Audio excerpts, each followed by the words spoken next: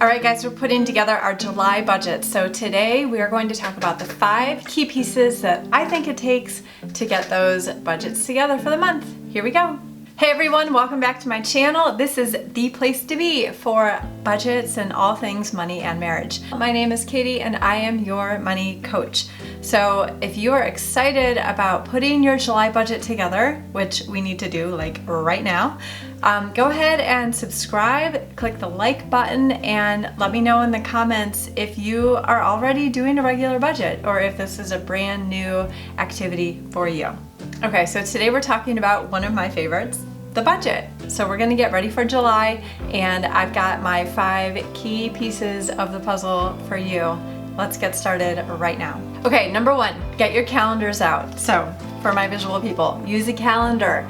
You and your spouse, when you are getting your plan together for the month, you need to have your calendars out and you need to sync up. You need to know what's happening in the month. You need to know what is going on and what do we need to collaborate about. What do we need to have our resources available for? So what is happening in the month? Maybe you have a holiday or a birthday or some sort of a celebration. It's July, so 4th of July. Are there any birthdays coming up, anniversaries? Like, what is it that happens in July for your family? What is uniquely on your calendar that we need to be prepared for? Number 2, get your budget to 0. I'm gonna say this every time. Anytime I talk about budgets, I'm going to tell you you need to get it to 0. So what does that actually mean? Basically, we need to make sure that we are planning every single dollar. What is each dollar of your income? What is every single one of your resources doing for you in July? What is the plan that you are putting in place for every single dollar of your income? So it is vitally important that we know what our income will be for the month and that we know exactly what we're doing with every single one of those dollars. Now, if you are someone who has irregular income or commission-based, or it fluctuates from month to month, we need to know what a minimum number is and plan those dollars first. Then, as more income is available and comes throughout the month, we need to know exactly where that is going to go, step by step, priority by priority, and have an exact plan for where the next $50, the next $20, the next $200, where is it going during the month.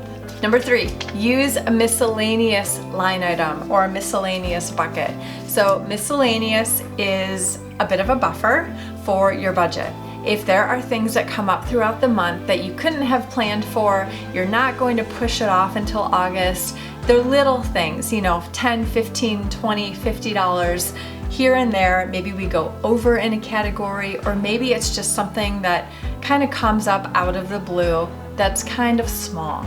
We don't want to have to rearrange our entire budget, get frustrated, get flustered, pull from our sinking fund, move things to August. Like, we want to be able to just deal with things when they come. That is part of stewarding our money. Being mature and responsible is just dealing with things and having the cash flow to manage them as they come. Now, some things you're going to have to say no to. That's a reality. If you're out of resources for the month, some things you're going to have to say no to. But it's so nice to build in a buffer for some of the things that we just want to be able to deal with when they come up. So that is what miscellaneous is for. I usually recommend that you put about $100 to $150 in there, depending on how your budget's going, and just be prepared to use it throughout the month. Okay, number 4 is to try fun money. Fun money is one of my favorite parts of the budget because it helps you stay sane as you're reaching your goals, as you are paying off debt, as you're trying to save money. Fun money is a necessity. Whether you are married or you are single, you should have fun money. If you're married, you and your spouse have the same amount and you get to use it on whatever you like, and you agree ahead of time sort of what do we use our joint budget for, and then what's fun money for. I have a whole nother video on it. I will link it below, but make sure that fun money is part of your program, part of your process. Okay, and then last but not least, and I don't have a post-it for this one, but number 5, what's your goal for July? Put it in your budget. What's the goal for July? What is the one thing you want to accomplish? Either it's how much we're going to spend in a certain line item, or it's how much we're going to pay off something, how much money we're going to save.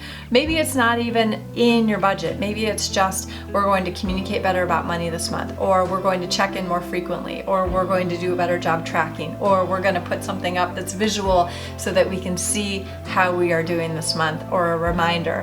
What is your goal for July? When you wake up on the 31st, how will you know that you were successful this month? And I want to make sure that you are making that front and center, whether it's in your budget or something visual for you to see this month. Set a goal with your spouse and have July be about reaching that goal together. All right, you guys, that is it for today. I hope you enjoyed this video. Please like, comment, share, subscribe, all the things so that others are able to see it and benefit from it as well. I will see you next week. July is all about debt, paying off debt. What do you do with your debt? When do you pay debt? When do you work on your debt? When do you take a break from paying off debt? Everything is about debt in July, and I'm really excited to dig in with you next week. I will see you then. Bye.